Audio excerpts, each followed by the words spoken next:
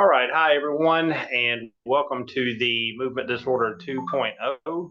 And hopefully I heard a beep, so hopefully I didn't speak too early, but nevertheless, welcome to Movement Disorders 2.0. I'll probably give several different seminars with this, so just bear with me on that. Now, one of the things is that if you haven't already signed up, you're probably not going to sign up at this late stage, but I'm actually giving a movement disorder seminar in my clinic in Tupelo, Mississippi, October the 14th and 15th.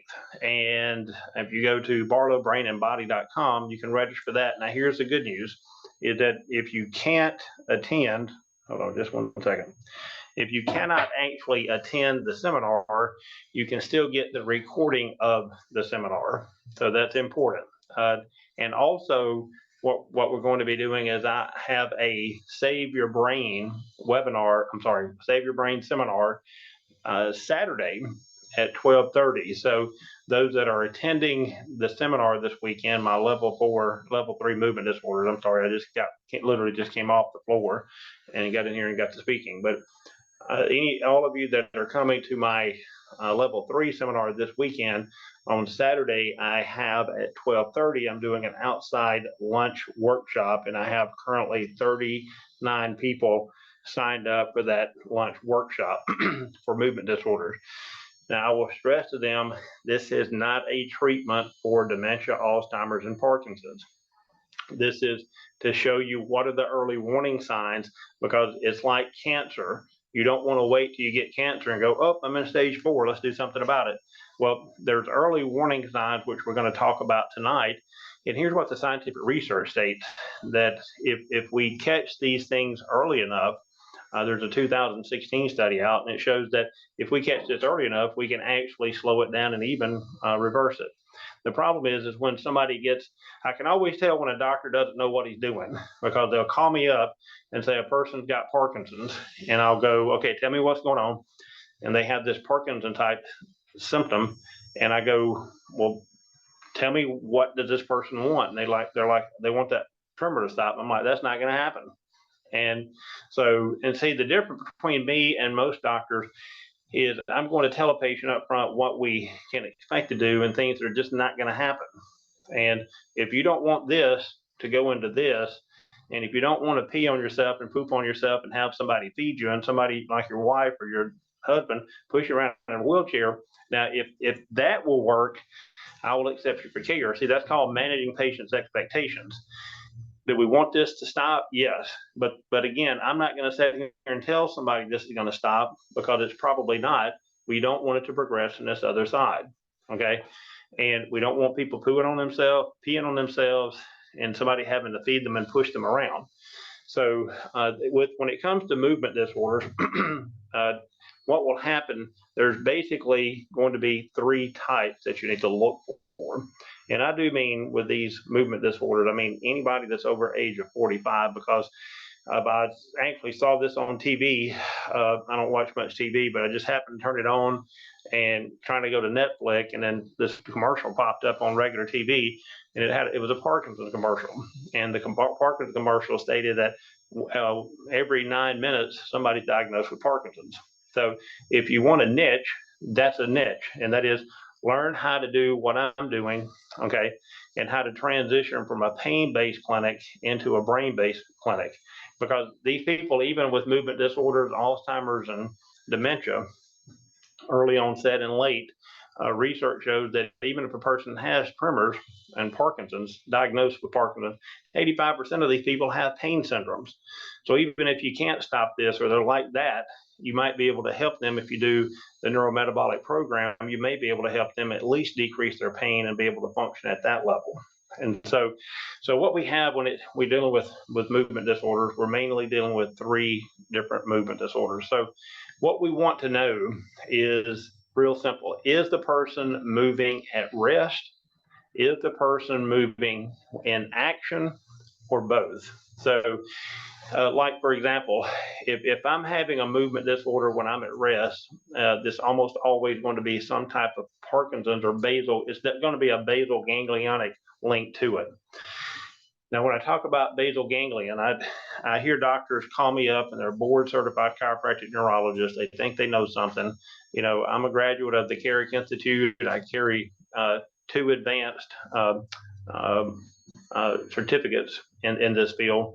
And when somebody tells me that they're charging $6,000 for a Parkinson patient, I know they're completely freaking clueless on what they're doing. All right, because you can't even knock a dent in this thing by charging somebody $6,000, because my my blood work that I do is over 2,000. And then we have a medical doctor that's on staff, and with all of our regenerative medicine that we do, and you don't have to do regenerative medicine, it just helps the body heal quicker. But you know, I got $6,000 in overhead from just treating the patient. So again, and what happens is that doctors call me up who have no freaking clue what the mechanism is, and then they want me to explain it to them over the phone in 10 minutes. This very complex neurological disorder that's got a whole toxic soup of metabolic issues along with it. You have to get out of your mind, if you're going to play at this game, that this is a monomodal type of situation. Monomodal meaning we're going to do one thing and solve this. That this is like, as we say in the South, this is a jambalaya. And if you haven't had jambalaya, well, I would highly recommend it. But what makes jambalaya jambalaya? Well, it's not one thing. It's multiple things that you put in the pot. So now, so the same thing with these movement disorders, dementia, and Alzheimer's. This is a multimodal problem. So when we look at movement disorders, so movement is going to be basically down to 3 broad categories. And that is, are they moving when they're at rest? Are they moving whenever they're in motion? Or both? So the only time that a person is going to move at rest, and it's not a basal ganglionic problem, is whenever they have what are called essential tremors. So I'm going to try to show you that, where my head moving like this. Okay. And so think of Katharine Hepburn. You just Google her, and that's a great example of an essential tremor. This is a hereditary hereditary cerebellar problem. The head's going to move, and as it starts to progress, it will impact the vocal cords. So you can look at early Katharine Hepburn, early in her career and late, and you can see how she's really moving her head. She's got this almost like ataxic vocal cord, I'm not going to say dysarthria, because you could understand what she was saying, but you could tell some speech is slurred. It's just, and high pitched on top of that. So, and I do have patients in my clinic that have this. Okay, but here's the crazy thing. See, you can't cure that. However, okay, getting people on a metabolic program and getting rid of their inflammatory triggers, healing their blood-brain barrier, because you got to do tests to find out if they have a leaky blood-brain barrier. You got to fix their gut barrier. And see, so if you're not doing any of those things, somebody has to teach you how to do this. And trust me when I tell you, this is extremely rewarding, both professionally, personally, and financially, when you can actually change people's lives that nobody else can help. And you know, we've been all over the United States. We've been to Mayo Clinic. We've been here, blah blah blah blah blah. And then you actually change these people's lives, and it's very rewarding in so many different areas. So, and I can teach you how to do that. So if they're trimming at rest and they have this head movement, this is going to be essential tremors. This is a hereditary problem that's affecting the cerebellum. And here's what's funny with this. If they have a cerebellar autoimmunity or a hereditary problem causing essential tremors, here's what's crazy. If you actually drink alcohol, the tremor gets better. Okay. But if they have a pathological type of cerebellum and they drink alcohol, it actually gets worse. So their slurring gets worse, their ataxia gets worse, their finger nose gets worse. They get very clumsy. All right. So that's essential tremor. So they're at rest and their head's moving, essential tremors. Now, if they're moving at any other time at rest, it's almost always going to be linked to some type of Parkinsonism or basal ganglion disorder. Now, when we're dealing with Parkinsonism with an ISM, this is important. Now, there are 6 categories of Parkinson's. So, and see, again, if you don't know these mechanisms, you can't play this. And this is the simple stuff, okay? And you can't play this game. And I see people all the time marketing to knee and peripheral neuropathy, and it's like, oh, the knee market's running out, and the peripheral neuropathy market. This market is never going to run out. Okay, with between movement disorders, early onset Alzheimer's, and dementia, this market is here. It's growing, unfortunately. 2021, on one of my slides, it was 2.8 million people were diagnosed with Parkinson just in the United States, and now, not even a year later, it's like 7.5 million. So this market is crazy, and nobody has an answer for these people because they're trying to do a monomodal one treatment couch postulate, and just Google that. I don't have time to go over that methodology in the medical world, and there is no one solution to this. You need to be multifaceted. You need to check your ego at the door and go, I'm going to do a neurological exam. I'm going to find out what's wrong with this person neurologically.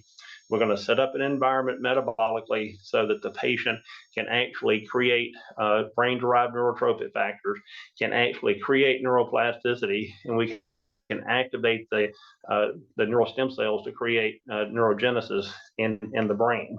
And so, and again, it's that's how we do it.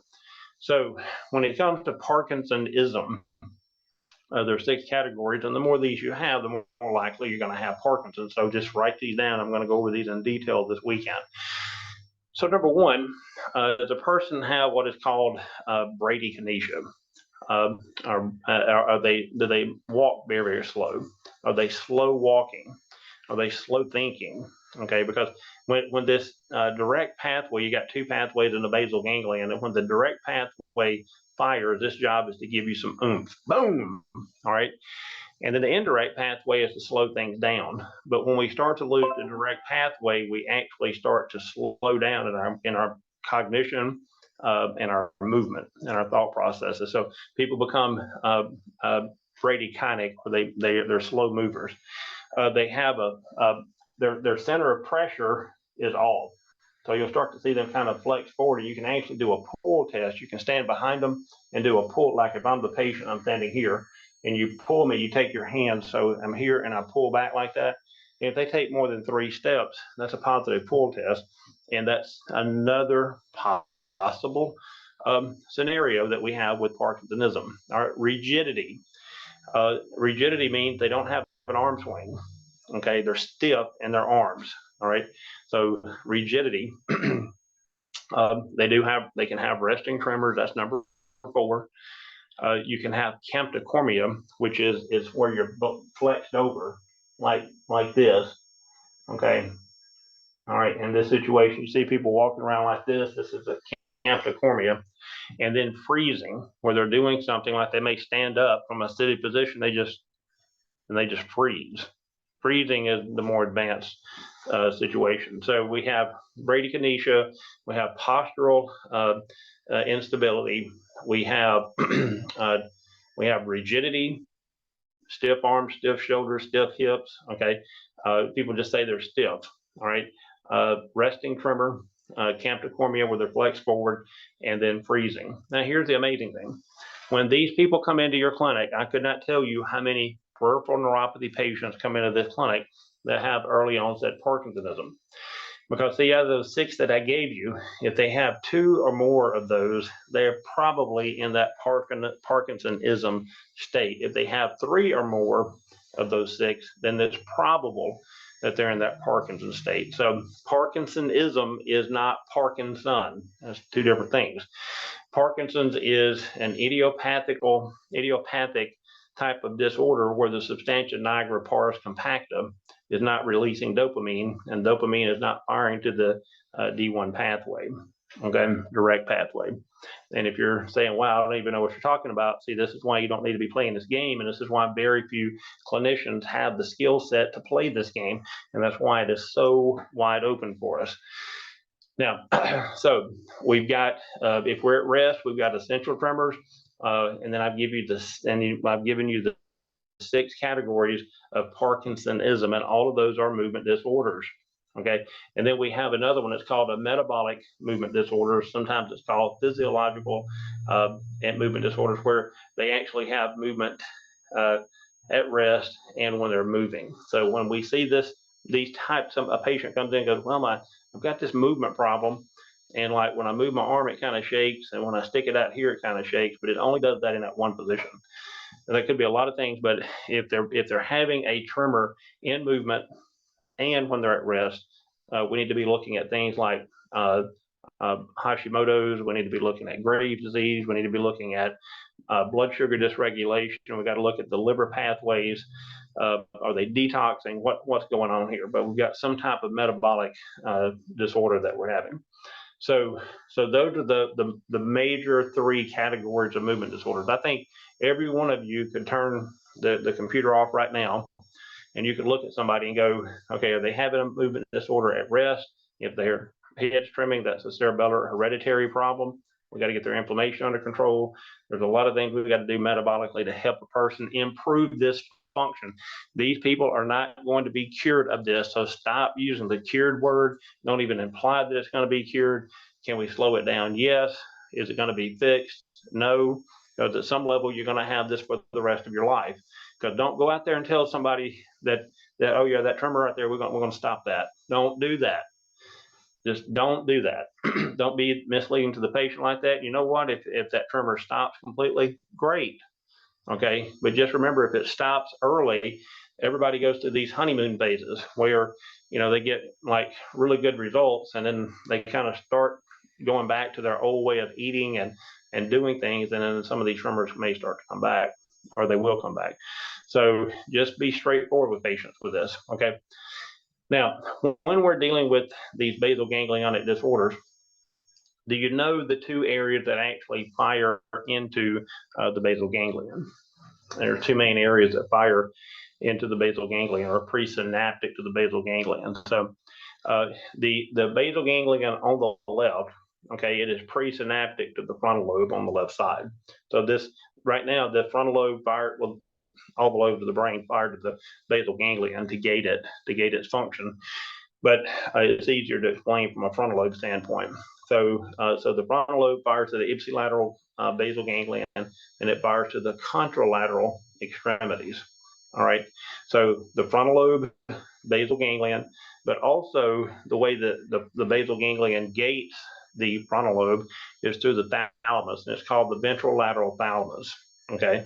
And the amazing thing, the reason we're able to rehab this area is because the cerebellum on this right side, okay, fires to the contralateral mesencephalon. So what does it do? The mesencephalon actually is where dopamine is made in the substantia nigra pars compacta. And it fires through the ventral tegmental area, which used to be called the ventral tegmental nucleus. And then this fires into the basal ganglion, the frontal lobe, the limbic system. So you have this mesocortical, meso meaning mesencephalon. So the cerebellum on the right fires to the contralateral mesencephalon on the left. So if you think about where your eyeball is, that's where the mesencephalon is. So the cerebellum on the right fires to the left mesencephalon. The mesencephalon produces dopamine, and it's going to send that dopamine to the basal ganglion, frontal lobe, and limbic system. All right. And it's also going to fire to the ventrolateral nucleus on the left side and firing that left brain. So there's a whole loop right there that happens. So when you decide you want to move, what happens is the frontal lobe is what says, hey, move your arm and pick up this phone. Or you give an instruction during your neurological exam and you go, I want you to do rock, paper, knife, and I want to see how you can do that. Okay. And if we say rock, paper, knife, if I'm using my right hand, this is, in order to do this, I actually have to use my prefrontal cortex to plan the rock, paper, knife movement, or plan the sequence. So see, if my prefrontal cortex on the left side isn't working correctly, then that sequence is out of order. It might be, instead of rock, paper, knife, it might be rock, knife, paper. I can't even do it. Rock, knife, paper, what I'm trying to do. So it's out of sequence. All right. So that would be, I can't plan things. I can't plan the sequence of it. If the supplemental motor cortex on the left side is not functioning properly, we're going to have some coordination problems. Okay. And that's going to be linked to the cerebellum with our coordination issues. So we have what is called dyspraxia prefrontal, where we can't actually move. This would be a movement disorder. I can't actually initiate movement. That's apraxia. I might have said dyspraxia. I'm sorry, but it's apraxia. We can't move it. That's prefrontal. And then we get this clumsy type of movement disorder, supplemental contralateral cerebellum. This is called dyspraxia. And then we want to look at is the motion. See, if this direct pathway on my left side is functioning properly, then I'm going to be able to hit. I do this on my leg when I do it in the clinic.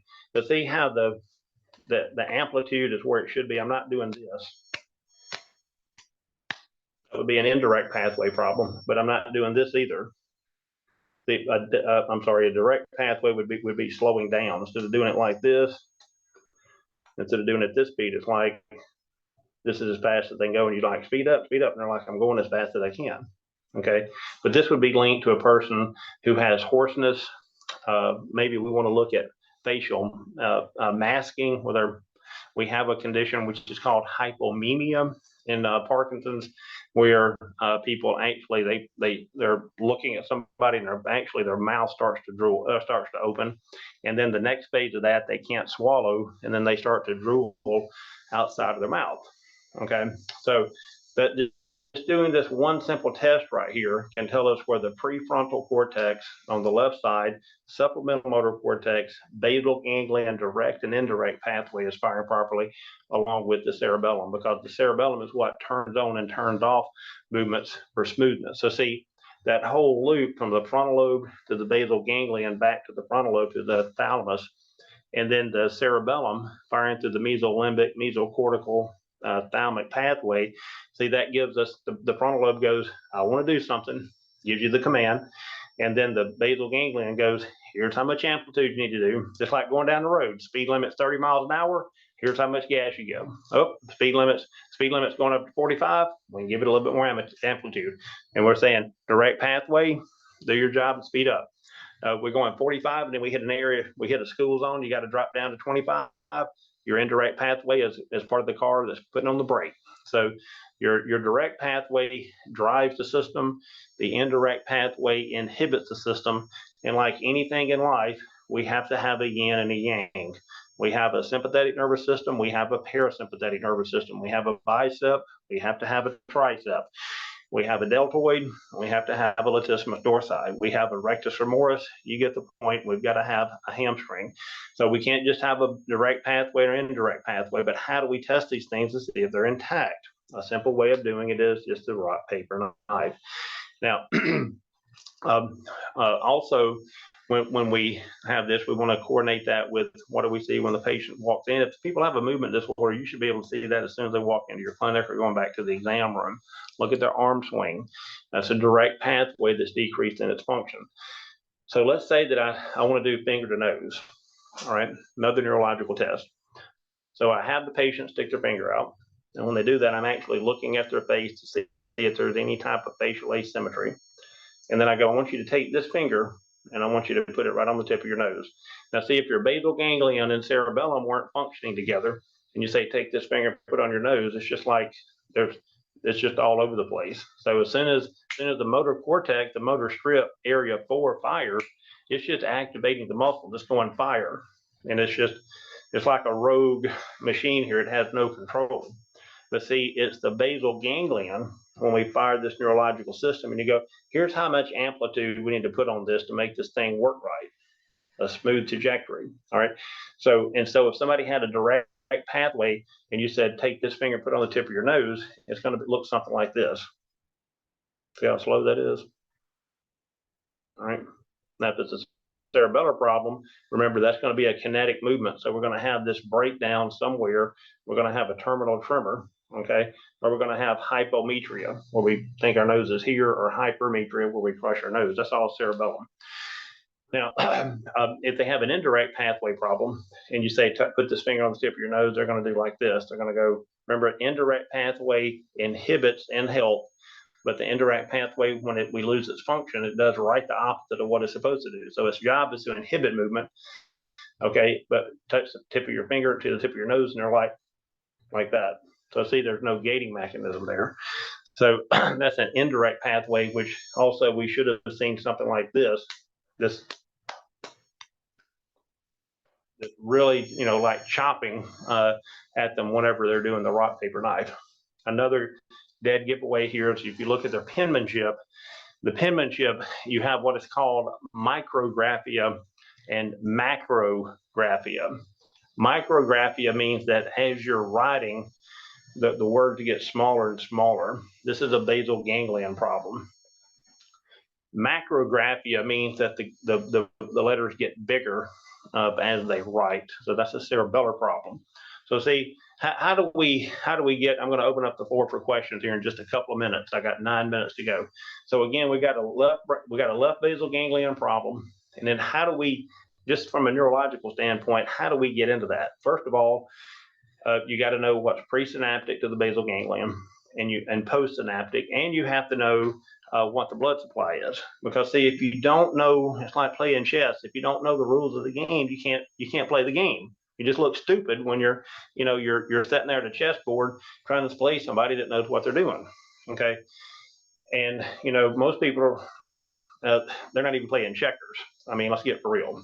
I mean, if you're still banging bones, I mean, you're like the guy or gal that's still trying to make the best buggy whip. That day is past. You're the guy or gal that's still trying to, reinvent something with, I don't know, like a rotary dial phone. That time is past. We've got to get out of the banging the bones scenario, unless you're into making $35, $45, or $55, $65 an hour. I mean, a visit, and actually get into the real world where real doctors play and actually change people's lives. And I can show you how to do that, but you got to want this. All right. So what we covered today was movement disorders 2.0. Next week, we'll go over some more movement disorders aspect, but what's presynaptic, what's postsynaptic, and what's the blood supply? You have the lenticulostriatal artery. Well, okay. Well, the lenticulostriatal artery, where does the lenticulostriatal artery, where does it branch off of? The middle cerebral artery. All right, where does the middle cerebral artery go in the brain? It goes to the lateral side of the brain. Well, if we're looking at the lateral side of the brain, what is the homuncular map there? Your upper extremities on the right side. So how do I want to shunt blood flow into this area through the middle cerebral artery, through the lenticulostriatal artery? We can actually do nonlinear complex movements. We can do saccadic eye movements, okay, because those are all up here on this lateral frontal eye field. Out here on the lateral side, this medial cerebral artery. Okay, what's presynaptic, postsynaptic? Presynaptic is the ipsilateral frontal lobe. Presynaptic is the contralateral cerebellum. And postsynaptic is the thalamus. And then I said that if we have these movement disorders, we have Parkinsonism, then we have Parkinson's. I didn't get into the Parkinson plus, and then the secondary Parkinson's. So primary Parkinsonism is where the substantia nigra pars compacta is damaged through what is called alpha-synuclein. This alpha-synuclein buildup is actually in the gut. It climbs up the vagus nerve, and then it gets into the mesencephalon, and you can't make dopamine. And then we get these movement disorders. And then we have secondary Parkinson's. If somebody has Parkinson's, this is the one you want, because in this situation, you have somebody that gets frontal lobe damage, like from a car wreck, boom, and on this left side, and then all of a sudden they start to get this Parkinson's movement disorder. And so see, what happens is the frontal lobe can't fire down to the ipsilateral basal ganglion to activate itself. So that D1 pathway is not functioning properly. And we got this D1 pathway, we're sitting here with this tremor. All right. And then so that's the secondary pathway. The secondary pathway, the reason it's going to be easier is because if you have a head trauma and you start to get this movement disorder, then see, the head trauma has been removed. The other glial cells are still activated and all that, but the head trauma has been removed.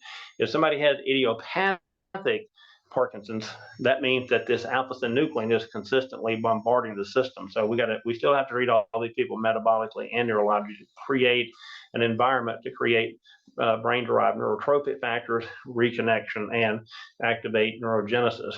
Now with Parkinson's, this is what you don't want to have, and you get Parkinson's plus, and this is supranuclear palsy. And I'm going to go over this weekend. You can Google it and look it up. You can have cortical basilar Parkinson's, and this is where people get like alien hand and all this stuff, and it's like they can't control their hand, or at night they're slapping their spouse or whatever, So, and then the other one is called multiple systems atrophy, and all of them are bad, but multiple system atrophy is definitely not the one you want, because you got Parkinson plus an entire autonomic system that's disarray. It's a bad way to go. And then you also have when you have Parkinson's, you can also have what is called Lewy bodies dementia. So we've got the alpha-synuclein that starts in our gut. It starts to clump together. It's called tangling or protein aggregation, and it comes together, and it starts to clog up the neurological systems, the transmission of neurological pathways. And then the immune system tried to actually engulf the alpha-synuclein, and when it actually does that in large numbers, and it actually turns into Lewy bodies, and that actually attacks our temporal lobe, and we end up with Parkinson's with Lewy body dementia. So I actually have like a little less than 4 minutes, so I want to open up the floor for any questions. And again, if you are not able to attend this seminar, you can actually buy it, and you'll get the recording, and you can watch it at the convenience at home or whatever. Tell them the question to ask about patients in an exam. Okay, one of the things that you've got to ask patients, I don't care what they come in with, if they're over the age of 45, and I don't care if they're over the age of 45, whatever symptom they come in with, is that you've got to ask them about their focus, attention, and concentration. Okay, this is the early onset of dementia. If you're going to catch it, you need to catch it there. That's stage 2. If you walk into a room and forget why you walked in there, that's going to be stage 3. If it's one of those where that happens on a daily basis, you're probably in stage 4. And then once you get into stage 5, I don't care what kind of stud you think you are, this person is never coming back. Okay. Now, if a person comes in and you think that they have some type of Parkinsonism, because you see some stiffness, they're hunched forward, they can't move their shoulders, and then you can ask them about, are your shoulders stiff? Tell me about your bowel movements, because see what happens in this situation with Parkinson's patient, the first movement disorder is actually constipation. These alpha-synuclein can actually impact the olfactory gland, and believe it or not, peanut butter is the first sensory olfactory sensation that we lose from that. The reason that this gut motility is extremely important, well, think about it like this. We got 86 billion neurons with a B, 86 billion with a B neurons in our brain. We've got about 69 million with an M neurons in our spinal cord, but we have about 400 million with an M, about 400 million in our enteric nervous system. So the same neurological system that destroyed the brain also destroyed the gut, because you got the same neurotransmitters in the gut that you have in the brain. So what will happen is you start to get this alpha-synuclein in the gut. Why would we get that? Well, one is because we end up with a leaky gut, would be one thing. Another one would be we had a head trauma that's 20 years ago, and the vagus nerve is now abnormally functioning, slows down gut motility. So we have slowing down of gut motility. What happens there? We start to get fermentation in our gut, and then food processes start to rot, and this is going to lead to methane and hydrogen gas. This can lead to constipation as well as diarrhea. And then see all of this bloating and distension and inflammatory process. Now we've got this ileocecal valve that's not functioning properly. It starts to open up, and we get small intestinal bacterial overgrowth. And then we get this inflammatory process throughout an entire body. So, and then this alpha-synuclein in our gut starts to tangle, and then it goes up our vagus nerve, and it impacts our autonomic system. So it's just about time for me to wrap it up. I hope you learned something here today. I look forward to seeing you guys. I know, Shelly, I know you're going to be here this weekend. I look forward to seeing you. We've got about 20-something doctors are supposed to be here this weekend, and I've got 30, I think it's 39, I said, that's going to be coming to my WeSaveBrains.com seminar. And you can go online to WeSaveBrains.com